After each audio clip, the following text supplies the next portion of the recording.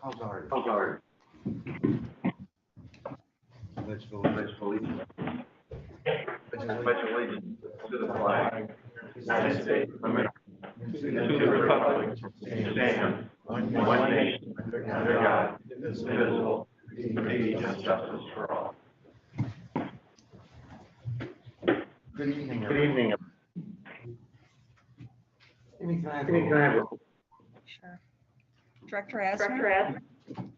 Director Byers? Director Faulkner? Here. Director Hudson? Director Moeller? Vice President Petrov? Here. And President Carnegie. Here. Would someone like to make a motion to excuse Dr. Byers today? Second. She is not here because she is doing her true motherly duties.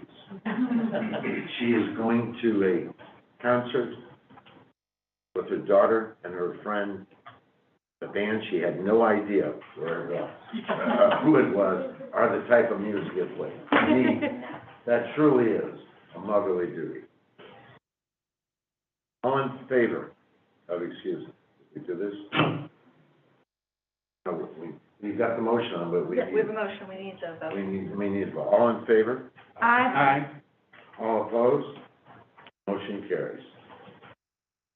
Hope she hears her type of music. All righty, there are no public comments today, or tonight.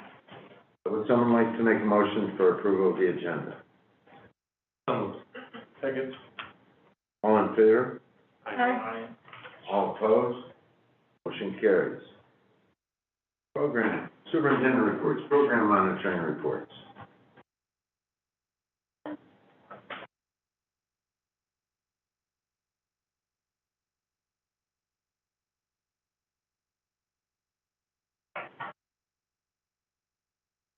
Good evening, Dr. Cunningham, Vice President Patrick, Board of Directors, Dr. Keenan. My name is Molly Bolton. I'm the Executive Director of Teaching, Learning, and Accountability.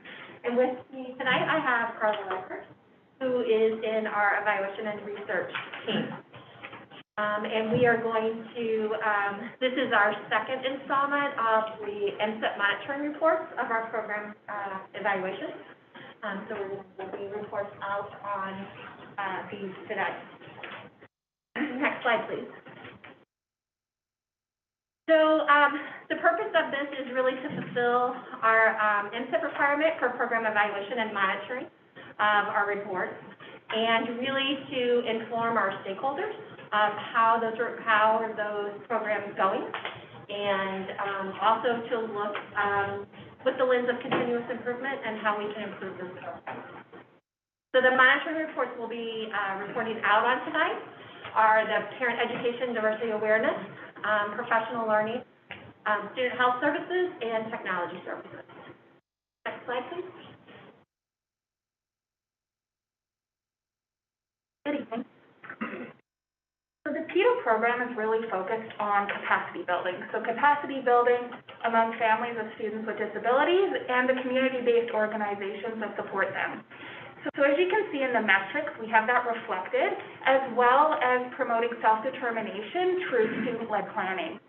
So just a few disclaimers before we work through the content. You'll see at the top of the report that we have a pretty healthy attendance rate of approximately 1,600 participants, but yet the sample sizes here are significantly smaller. During the pandemic, the team were not able to offer as many sessions as they had hoped. They had to cancel a few and had lower response rates. As such, they decided to stop administering their post-event surveys and focused instead on collecting data for their foundational offerings, and that would be the Parent Leadership Institute and the SSD agency collaboration. So you will see this here as being those core elements rather than an overall reflection of every offering they offered. So with that in mind, you can see that they did meet the needs of families who attended these sessions, and that they were able to use the content and strategies. So we had a high success rate there. In terms of the stakeholder level, They did have 30 participants attend from 25 different agencies, of which 8 people responded to the survey. In doing so, they did feel that they had additional collaboration opportunities that were generated through their partnership with PETA. However, the team has noted that this is an area that they would like to focus on through their action plans, so they are doing some outreach at the stakeholder level to develop more virtual interaction with their stakeholders and build those resources that are available to them.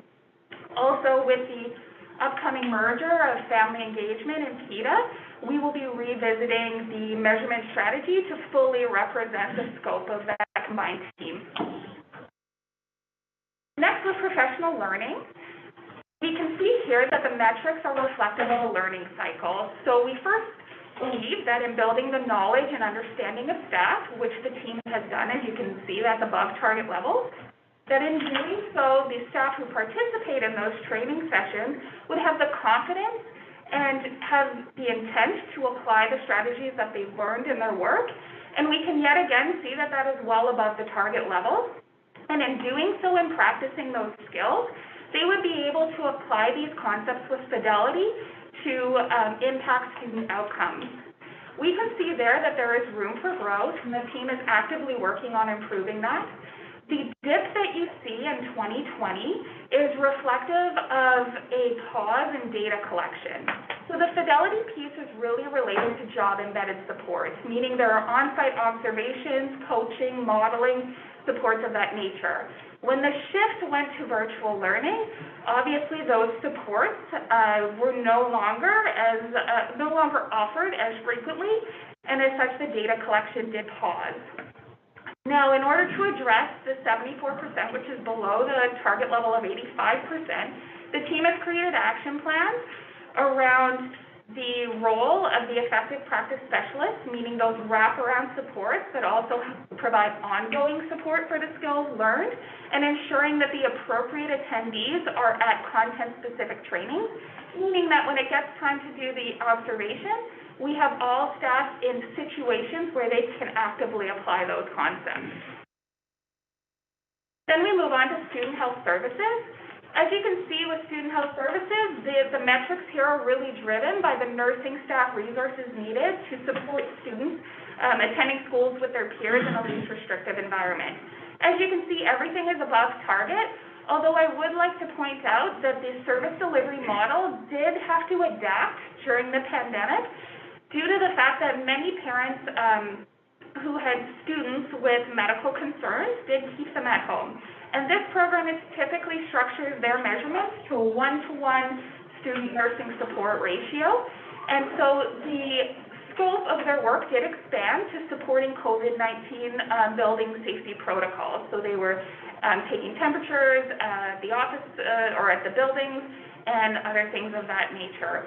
So as you can see, the subpool was not accessed during this time, simply because we had enough traditional staffing nursing reports to also cover any type of need in that sense. So their action plans continue to focus on the fact, though, that in normal times they do have challenges with recruitment and retention, and so their plans are actively trying to mitigate that by doing recruitment strategies to generate interest among nurses in becoming a school nurse. And last but not least are our friends in technology services. So their measures are reflective of ensuring that staff and students have the devices they need to do their work, and that their tech support needs are also available to staff and students so that they can use technology in the most effective and productive ways possible. As you can see, the first two metrics, many devices were distributed during virtual learning and the pandemic at large. As you can see with the para number, there's 1,347 devices that were distributed. You might immediately think, why is this not a percentage or a ratio? Because it would be much easier to absorb. The reason is that there are many different sources providing technology, and so the technology services team is actively working to pinpoint that denominator. But at this point in time, there was also partner districts who were contributing devices for paras, and SSD did reimburse them for those purchases, as well as an additional 400 devices were secured this year. As for the students, all students who attend SSD schools and the students attending the full-time tech program, they did have access to the resources they needed. And then in terms of support, as you can see, the tech services team did have an influx of requests. And so the target was within reach, but there were issues with supply chain and just the sheer volume of requests. So we do anticipate that that will be improved in the time to come. But in spite of all of that, you can see that staff were extremely satisfied with the support that they did receive from tech services. The satisfaction rate, 99% of respondees selected a rating of 4 or higher out of 5 for the support that they received. So the technology services team will continue to focus on the distribution of devices and the processes that support that work. Those are the 4 monitoring reports, and I am happy to answer any questions you may have. Director Mueller, I know you had shared some questions with us. We're hoping we addressed them in the presentation, but if not, we definitely can give you some more detail. You did, thank you. I do have a follow-up. In regards to that slide number 3 on parent education and diversity awareness, you mentioned close to 1,600 different participants in that. Is that correct? I'm curious about your rationale for not administering kind of an online survey of those folks. They were online with you in Zoom calls, explaining why you didn't have them surveyed? That was their choice not to do that. I don't have the specifics in that, but I can get further information and share that with you as to why they didn't do that. I think so they were invited, but just didn't complete it. Yes, Got it. that is correct. Okay. So I'm not sure if we collected reasonings, they didn't respond. Everyone was provided the survey to fill out, but and we find that a lot with virtual offerings like that. You offer and you give them the link, but a lot of folks don't because it's not right there at the moment on the Zoom platform. So they were offered. Dr. Bowles, just a comment or question. This information then is kept year by year, and it's stored, correct? Correct. Is there a way in this report somewhere that we could say, mention COVID during, because I'm guessing in years to come, people may not realize that 2020, 2021 was so COVID related. We've got to shift to virtual learning. It might be just because we all know that now because COVID has taken over our lives. Everybody still knows. But maybe in years to come, it won't. And if we're going to say that, it might be nice to. And you always put a little asterisk a on little there to asterisk say. on the bottom of it and just say, this was during the period of COVID. Yeah. That's always good. But other than that, thank you. Other questions about the public monitoring?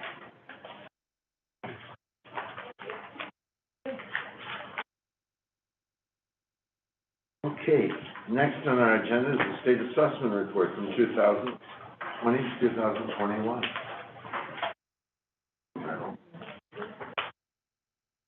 All right, and that is also me again. I was supposed to speak into the mic. I apologize. And with me, I have Matt Trouble, who is also in evaluation and research. So we are presenting the state assessment results from 2020-2021. Slide, please. So here's our big asterisk. Results this year should not be viewed in the same way as other years. And so this was this past school year, okay? And DESE has advised districts to be very cautious in making decisions around this data due to the impact of closures in the pandemic. And so we can't interpret them the same way we have in the past. And we have to really consider all the contextual factors of we were in school, we were out of school, some were in but then quarantined, so there were a lot of factors We also had students that were virtual who families chose not to come in to test, and so that's also a factor to keep in mind as we're looking at these results. Slide, please. So with our key results, we definitely had fewer students participating this past year than we have in the past. And so about 33% fewer in English language arts and 31% fewer in math. And also reduction in instructional time and other linguistical challenges with virtual learning, some students staying virtual for that year. But with that, what we did see is the proportions of students in that basic, proficient, and advanced, those top three categories, were only modestly lower than what we saw in 2019 when we had spring scores. We did not have any scores in spring of 2020 because schools were shut. Next slide, please. Good evening. This slide shows some high-level results for our schools. So these data are inclusive of both our special education school students as well as our core tech students. So the percentages that you see there represent the proportion of students who scored in the basic range or higher.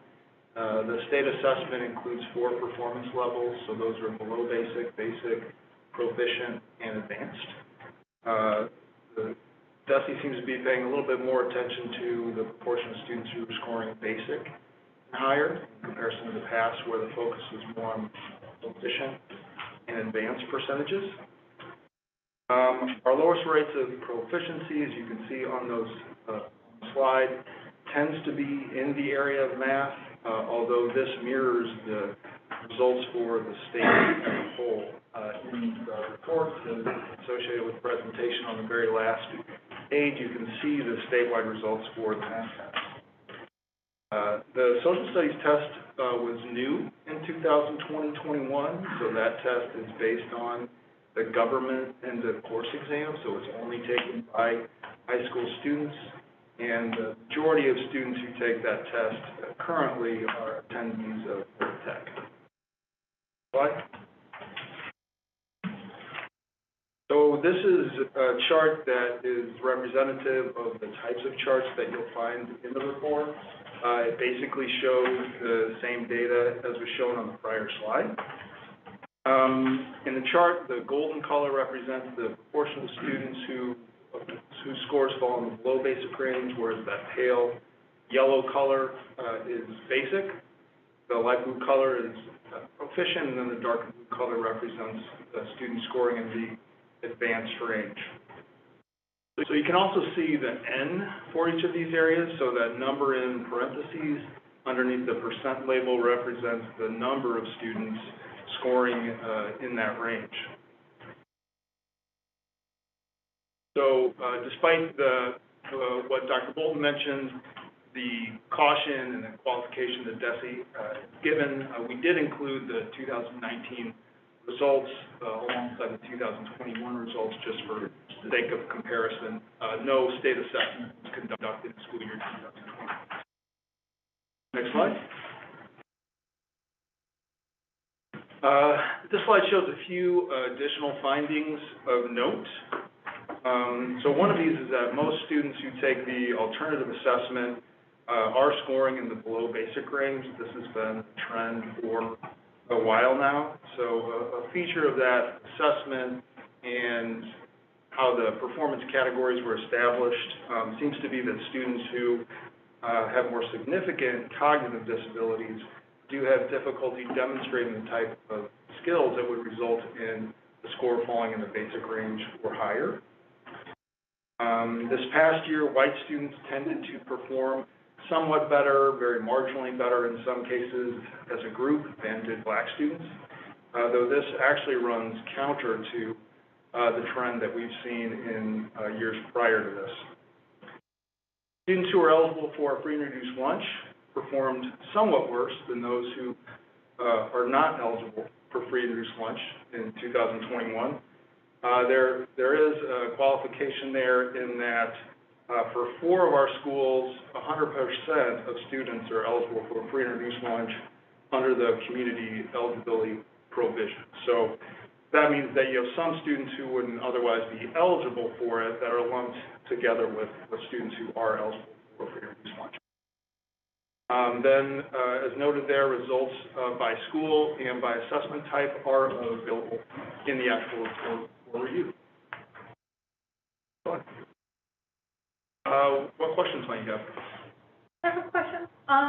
Do we have any data that compares the students, the scores of students who are virtual all year versus the scores of students who were in-person, virtual, you know, to compare and contrast? I mean, hopefully we'll never experience something like this again, so we don't need to know, but do we know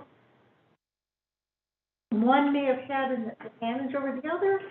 Yeah. At this point, we have not looked at that, so that is not part of the data set that we get from the state. If we were interested in looking for that, we could probably associate our attendance trends for last year with the results. Take a look at it. It was interesting. Well, it'd be interesting to see for those who, just to see for those who chose to be virtual all year, versus coming in. It'd be nice to know how they're, you know, knowing that this year was so difficult, and last year was difficult. It'd be interesting. Yeah, we'd be happy to attempt that for sure. Thank you. I have a question. As it pertains to the information that you've collected regarding black students, white students,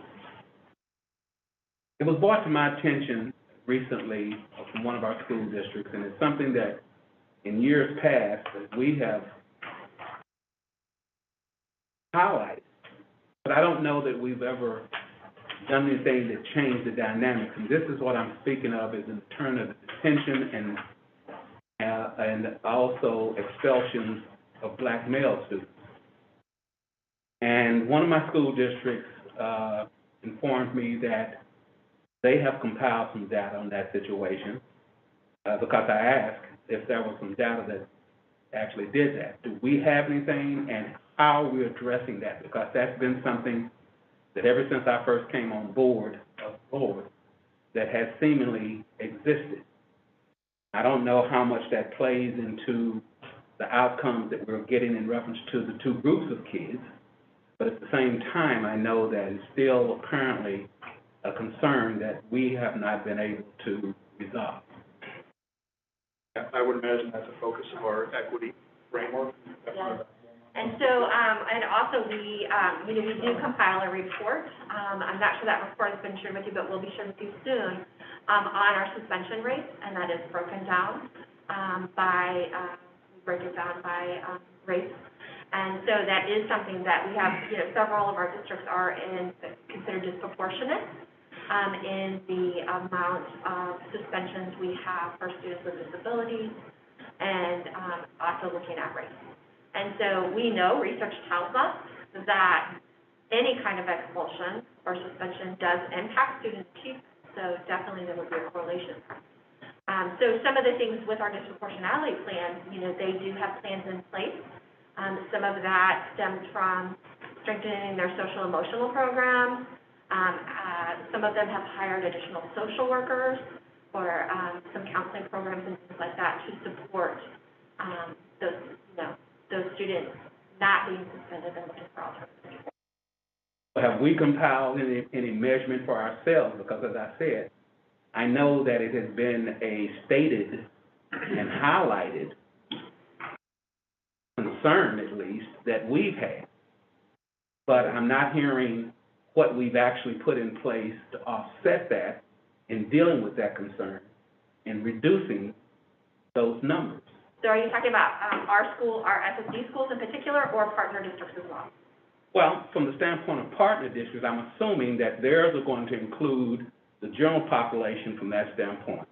But the question that came to me was more concerning specifically our particular students that we have the direct input with. So our SSD schools. Yeah, our SSD schools. And that was a part of what has been highlighted in previous information, even early on that I came on, highlighted in red even in some documentation.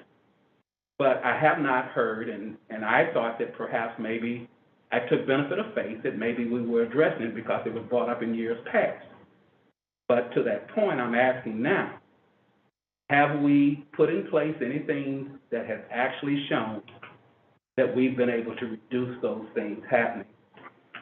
So, in your Friday packet coming up soon, you're going to get a report on the equity plans for each school. Many of them are. Well, the answer to that is we have not, because you're telling me about an equity plan. My question is. Plans that are put in place, and we'll have the results. You'll have the data reported in out there. from them. Yeah. Is what I was going to say. Yeah. So each school has their own equity plan that they'll be updating. The plan is an active plan, so they'll be updating what they've been working on. And within that plan, many of them are working on things such as restorative practices and looking at alternatives. At our Bridges program definitely has a strong, they've had no suspensions at all because they're working through a lot of those restorative practice pieces and things like that. So that report will give you some hard data. And that should be, hopefully, if not in this Friday packet because of the snow days, it'll be in your next Friday packet. So you can actually see the progress. They have the action plans, yes, but we're reporting out on the progress from first semester on this action. I'll be looking forward to seeing that because, as I said, it's been a long-term thing, so I would think that by now we would have had some concrete efforts that we could point to and say, here's what it was 5 years ago, here's what it was reduced to 3 years ago, and here's how it's even reduced more today. When we receive that data, could I just ask, for the sake of context, could we have some comparator data to our partner districts and their rates of suspension as compared to our own SSD schools? We do have. Thank you. There'll be a report that we produce annually that will be coming out later this semester that provides a broad overview of data like suspensions and achievement results for all of our partner districts. That should serve as a good source of comparison. I'm expecting that our suspension rates will be much, much lower just in general. Following up on that, even though it's not dealing specifically with the presentation that you have, but since we're talking about that, you're talking disproportionality, correct? There are some, yes, with the partner districts. And with the partner districts, since they're getting funds there, do we, based upon, are we following, other in fact, the funding that we're making, or giving out disproportionality is actually reducing those assumptions? The plans for disproportionality are a responsibility of the partner district. Right. We are not the police of those plans. We do update them to DESE, but ultimately it's the districts, their data, it's their plans. We're not involved with that. It's just, I feel uncomfortable paying for something, or paying for something out of our budget. Yeah, it's just how it's the federal government has set it up that way, where that percentage goes to them. Then my question on this is, do you expect the state assessments to change because in years to come? Because what's happened is, I am guessing last year many kids lost and did not learn at the level they should have at that grade level, which would change what would be considered basic. The cut scores, yeah. So, well, Actually, they are revising the assessment plan that is set to come out in 2024. so that would take into account. I'm guessing because what you would have expected somebody to have been in sixth grade if they were virtual, not at one percent. All right. Yeah, so the way those cut scores are set is they take, the first year we're not held accountable, if you will, for those scores because it's the first year of the test. Then they look at the scores from that and determine the cut scores. Thank you. I just have one question. So the results are from the students from the tech schools and the special education students? That is correct. Is there a reason why we don't set them separately? They are reported to us by school, and that is in the report. There should be a report in there as well with the PowerPoint, the 17-page report. Yes, and so you can see it by school. I will say for accountability purposes, the tech schools and the special education schools are just combined. So that's one reason why, for the purpose of this report, I include them together. They are broken out in the further detailed report. Thank you. Other questions? I appreciate very much our efforts towards equity and the equity framework that you've outlined in detail many times. I'm curious, when it comes to these questions about disproportionality and achievement gaps and so on, and I know we're talking a bit about how partner districts have their own kind of equity plans. What kind of role does SSD play in discussions that are occurring between partner districts about best practices along these lines? So we always hope to have a seat at the table. And, by having, moving to the focus on instruction model, having directors in each of the partner districts where they can be an active part of their leadership team, them being at the table, should be expected, I would think. But not always the case, but we hope that it would be. And then, we have done, this year, with our equity training, we have done our leadership series where our directors and our SSD school principals, as well as our leadership team, have gone through some pretty intensive equity professional learning, and then sharing that out. We also do, through our equity framework training, we train our staff in the partner districts on the principles that we hold as SSD. And so, we often hope that leading by example, that will impact as well. Would you characterize the flow of information, if there's data being collected partly from their culturally responsive teaching modules that we've experienced? Are partner districts forthcoming with their data to you and to our area coordinators? I would say that is a mix. We have some partner districts who have partnered with us. That is an initiative that we are working on, is to be able to share data more readily. Part of that is we need a system in order to pull that data in and make it usable. But that is actually going to be the focus of one of our strategic goals and strategies that you'll see coming forth in the strategic plan. And we do have a committee that's been working on that in order to do that. And like I said, we have some districts who share data pretty readily, but we also have to have a place to keep it and be able to use that data.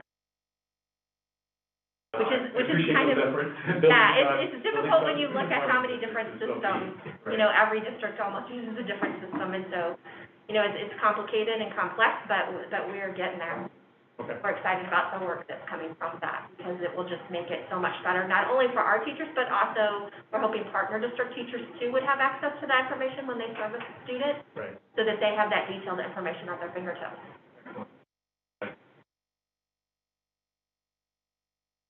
Thank you. Thank you. Thank you. Okay. Next, we have the instructional audit results. All right, me again. Holy cow, we're not letting you No, leave. right? Would you like to have something to drink or anything?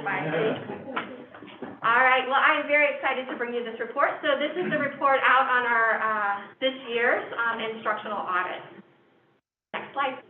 So the purpose really is to share the results from you, and this was our second round of instructional audits where we were looking at classroom practices that support students. With that, this is the same thing that we did back in 2019, for those of you who were on the board then. So we'll have some comparison data as well. Next slide, please. So the process we used was replicated from the process we used in 2019, where we had a consolidated list, and we really focused on those areas of universal support, high leverage practices, and those instructional characteristics that we know promote student success. And so we also have really focused our efforts in professional learning. And this past year, with the addition of focus on instruction with our instructional coaches, these have been the big racks that our instructional coaches have trained and support. So coaches and facilitators were trained and did some calibration on what to look for when they did observations as well as interviews. So they did 7 to 10 minute observations and then had a 6-question interview that they did with teachers. Sometimes those interviews were done directly after the observation. Sometimes they were scheduled at a later time. Depending on if the teacher was involved in instruction at that time, we may have scheduled that interview at a little bit later time. All 23 of our school districts were participated, and 23 being SSD schools as well. That's not fair, though. Yeah, so 22 partner districts plus our SSD schools, counting ourselves as a district. And we were able to do the audits on right at 200 teachers. Right? So the sampling procedures we used, it was our partner districts, SSD schools and programs, as well as our career and technical schools. We excluded teachers that were assigned in early childhood and transition, or VSP sites, and they were also excluded in the 2019. So we wanted to keep our data comparable. And reason being, in both of those situations, instruction may look different depending on the best practices for those particular sites. Or for early childhood, it's a little bit different than what you would see in a school-age classroom. We utilized stratification sampling to ensure that teachers were represented proportionately for the total number of teachers they had in that district. And the sampling method did try to aim at getting a teacher at each level, so looking at the elementary, the middle, and the high from every partner district if possible. And then also looking at the diversity of schools within our partner district. Slide, please. So this slide might look familiar if you were with us in 2019. This reinforced, again, those high leverage practice drivers. So if teachers had these areas in place, they tended to score very high on the high leverage, the other high leverage practices that were also looked for. So these seem to be key areas for teachers having effective instruction going on in their classroom. Next slide, please. So some of the look-fors in the observation, we did look at the setting, so what type of classroom it was. So for example, was it a resource classroom? Was it a co-teaching classroom? Was it more of a self-contained type classroom? The grade level that may have been represented at the time of the observation, the number of students that were there, and then location in terms of was the classroom located close to where that child would be if they were educated in the gen ed setting. And then environmental factors such as sound and lighting and ability to move within the classroom. We also looked to see that student learning data was visible, as well as those universal pieces in place. And then the use of high leverage practices and what kind of instructional materials were being used at the time.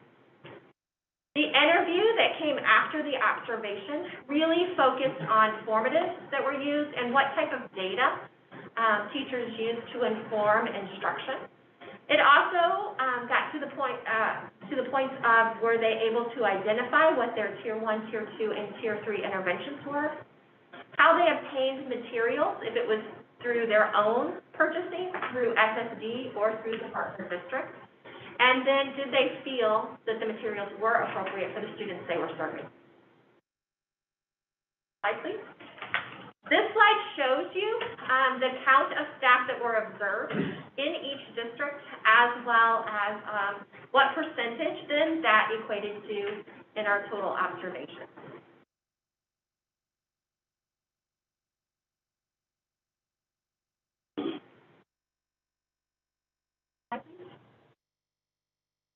Graph here shows the different settings that were observed.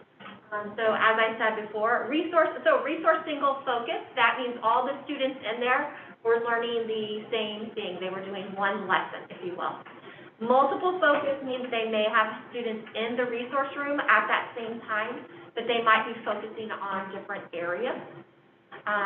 Cross-categorical is our self-contained classroom co-teaching. Low incidence would be those programs that were specific for autism or social emotional learning. And then we do have some teachers who have a combination classroom where some of their students are resource students, some of their students are with them all day long. So that's what both resource and cross-categorical means. We did have a couple of observations where the setting was not marked, so we're not sure which setting that was in. We did have two of them. Next slide, please. So here's the exciting part. In comparison to 1920, a higher proportionality of our staff were observed implementing those high-quality instructional practices. And that was true across SSD schools in our 3 county zones. Because the numbers were very small, we would not report out by district because a teacher might be able to be identified, and we wanted this to be confidential. So we then grouped, which you'll see in a few minutes, we grouped the county into zones. So for all 3 zones across our schools, we did see higher rates. The increases were significant in some cases. For example, 86% of universal supports were present. 78% of high leverage practices were observed. Some opportunities that we saw with our results. A lesser portion of indicators were observed for instructional materials, and that was particularly in regards to our classroom learning systems. And less than 70% of teachers were providing explicit instruction at the time of the observation. Next slide, please. So here are the results, and we did a comparison of 2019 so that you could see those increases. So they are broken down by those universal supports, which had 7 indicators, our high leverage practices, which had 6, instructional materials had 7, and all of those indicators together equal 20. You can see SSD schools and programs, and then each one of the zones. And as you're looking down at the paper on the right-hand side, you'll see which districts were listed in each one of those zone areas.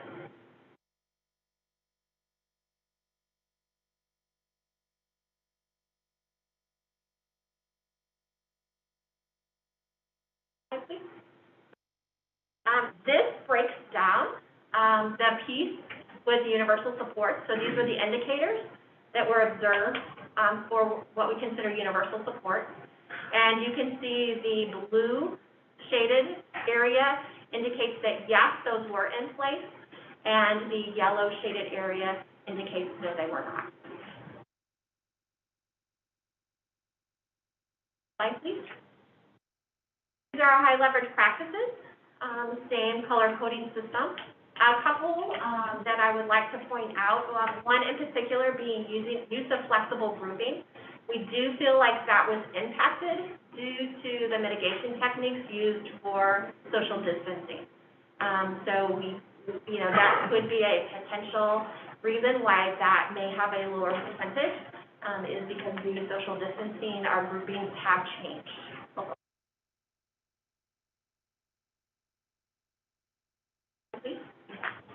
And these are the instructional materials pieces. And some things you can see that are components of classroom learning systems. The lowest one there, teacher has annual student goals posted up in the classroom. And so that is a component of our classroom learning systems.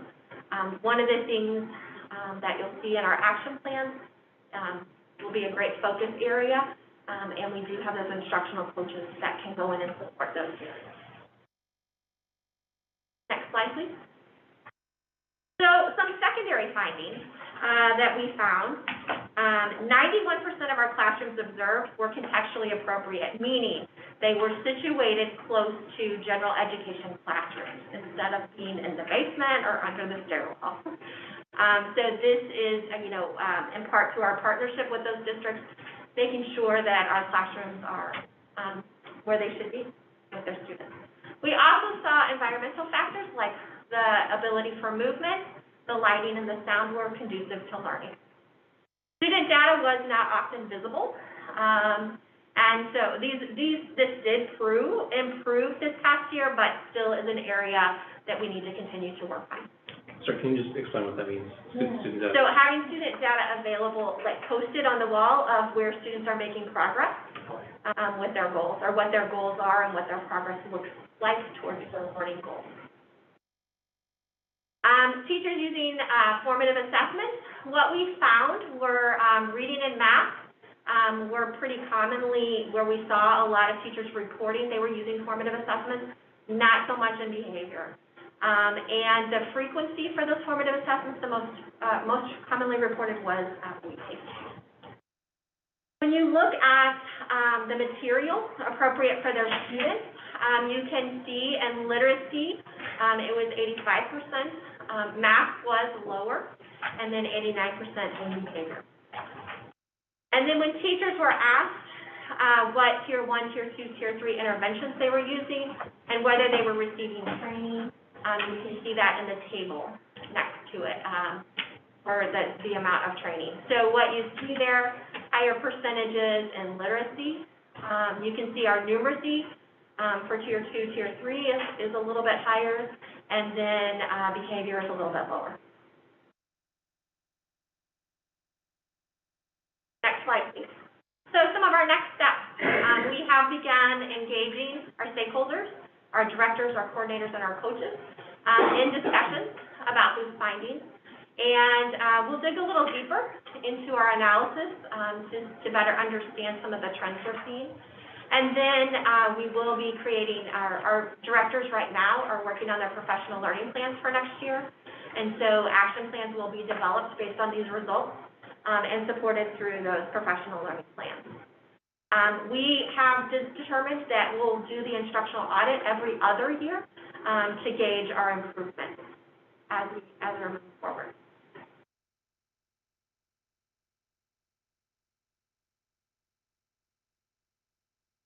Do you have a question? Or just somebody else want to go first? Do you mind explaining the science behind the visibility of student goals? Poster, and then the data of their performance. Absolutely. I can imagine, I can think back, might surprise some, but it's not very hard for me to imagine being a teenager and thinking about putting my goals up on the wall for all to see. And so most of the time, they have a coding system with student data, so it's not individual, and a lot of times that's classroom data as opposed to our group data as opposed to individual. Oftentimes individual data for students is kept in a data binder that is private. Okay. Yes. And then the other thing you asked about posting the goal, the annual goal, is so students know what they're learning and the purpose behind it. John Hattie's research has shown us that when we're very explicit with what students are learning, they achieve higher. I have a question. On page 9, under the opportunities, a lesser proportion of indicators, etc. Can you explain that? For people who don't know these specific words. Yes. I'm sorry, which one was that? No, page 9, under key findings, opportunities. What do you mean The by? instructional materials? Yeah. No present. Yeah, so some of those instructional materials were in regard to the classroom learning system, so it's the things like, if you go back to, and let me just find that slide really quickly, things like the goals being posted, so kids knew what they were. Student data is one of those. If you look on slide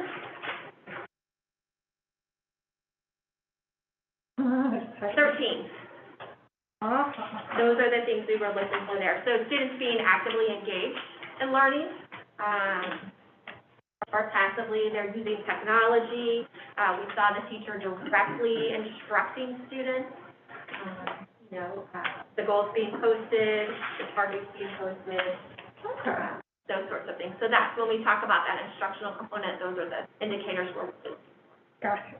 Thank you. Yes, absolutely. Thank you, Molly. You can actually sit down now. Have you had dinner? I'm sorry? Have you had dinner? Yes, I have. Thank you very much.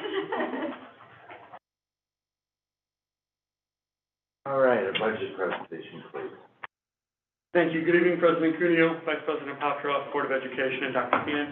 My name is Jeff Hogg, and I'm the Chief Operating Officer for Special School District. Next slide, please. This presentation is the same one that you've seen the last time at the workshop, so we'll just kind of go through it pretty quickly. If you have any questions, I'd be more than happy to answer them. But just wanted to point out, Mark, if you go to the next slide, please. Again, our 4 budget goals: equity, staffing, curricular support, and facilities. Next slide, please. Major revenue budget assumptions, they haven't changed. If they would, that would be later on in the spring as we get closer to the end of the year and end of the legislature. That's when that would change, so we'll keep you up to date if something along those lines would. Next slide, please. Just want to draw your attention to the bottom right. We're projecting $476,294,000 for revenue this next year. Next slide, please. Our major expenditures, those assumptions have not changed. If they would, we'll let you know. Again, it may be in the area of insurance, but we have everything locked in for salaries, purchases, and supplies. Next slide, please. And again, as we talked about last time, we'll get that bottom right number closer to the actual as we go. And as you can see, we've reduced that quite a bit just over the past couple weeks, and that's as we get a better idea of what we're looking to spend. A lot of that reduction was in the capital outlay as well as at fringe benefits. We'll continue to monitor our fringe benefits to see if there's a reduction there. Next slide, please. And then again, as we have throughout this whole process, we've always focused on all, which is all districts, some, which is our disproportionate, and then the few, which is a high needs. Next slide, please. And then this, as we talked about last time, was the disproportionality budget and what districts use that money for. Next slide, please. And then again, we've talked about staffing, and the one thing I do want to point out on this slide is that you see the disproportionality box. The one thing that we do, we move those positions to partner district hires. And so as we're showing that there's 5 positions there, we won't actually hire those 5 people, our partner districts will, and then that'll be part of that budget reimbursement on that grid that we just showed. Next slide, please. And one more, please. So again, as we're looking right now, that's 57 positions at $4 million. It's actually going to be lower than that because that 57 has the disproportionality positions in there. So we're looking at reducing that a little bit because that will be an expenditure sent to the district or billed back from the districts. Next slide, please. And again, I know I went through that pretty quick. If you have any questions, please. I don't have a question, I have a comment. I'd like to thank you and Dr. Keenan for giving each of us the time to see what's going on in our districts and the additions and the reasoning why. I found that to be very helpful, and I want to thank you for that. Thank you.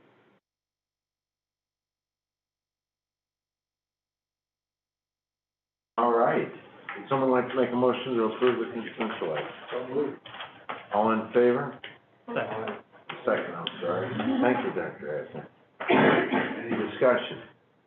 All in favor? Sorry, I just want to quickly comment that we are voting on redistricting. And I don't know if that's, right, That's part of the consent agenda. yeah. Just want to that doesn't go unsaid that we're having some changes in terms of. Right. Yeah. All in favor? Aye. All opposed? Motion carries. All right. Action items.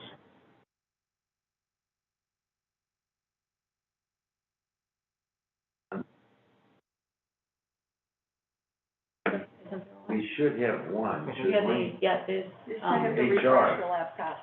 Pardon? You might have to refresh your laptop. yeah, it's the, new human resources department structure. Instruction. That's the action item. Someone like to make a motion to approve 7.01, new human resource department structure. So, Second. Questions? I had a question on this. The question, and the only one that I had a question on the on the additional equity individual that is going under there for HR and for there. Who is involved in picking out that individual? I hope Dr. Macklin has a large role in it. The person will directly report to Dr. Okay, Allen. so Dr. Macklin will, good, I just wanted to make sure, see him here and I didn't want to. Yeah. But I am hoping that he has a large role in it because they will be working Very close. intimately together. Mhm. Any other questions on that? Can I have a roll call? No. All in favor? Aye. Aye. All opposed? Motion carries.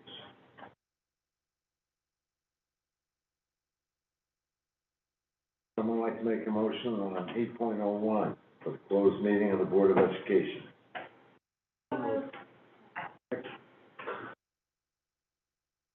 Dr. Asner made the motion and Katie seconded? No, I made the motion. Oh, Scott okay, seconded. great, I second it. great. Need a roll call on this one. Director Asner? Yes. Director Faulkner? Yes. Director Hudson? Yes. Director Mueller? Yes. Vice President Petrov? Yes. And President Cuneo? Yes. Someone like to make a motion for approval of our past minutes? So moved. Second. All in favor? Aye. Aye. All opposed? Motion carries. Following items were approved during the executive meeting on January 25th, 2022. Employment, resignations, retirement, salary adjustments, extra duty pay, 4 contract release requests, employment of extended school year, staff and summer program 2022, and 1 settlement. Board communications, does anyone want to add or say during this time? I do. I am a parent of a student at SSD, and I started taking through PETA, the Parent Leadership Institute that was mentioned earlier. First time taking the class, it's amazing. I've only been through 1 to 4 or 5 sessions, but I highly recommend it to our SSD parents out there of how to focus in on planning for your student's future in constructive ways. So, highly recommend it. I really like it. I'd like to thank Jenny Frisbee for sending out the email that tomorrow the autism program will be virtual, just in case. So that means I'm not traveling here at 5 o'clock and not being able to get home. So I think that's if she's here, thank you. If she's not here, if you're on Zoom, thank you. Board regulations, we don't have anything there. School update, COVID mitigation plan. Any questions on that? Nothing's changed. All right, calendar events, we can move, we can read on our own. Would someone like to make a motion to adjourn? So moved. All in favor? Aye. Aye. Aye. All opposed? Motion carries.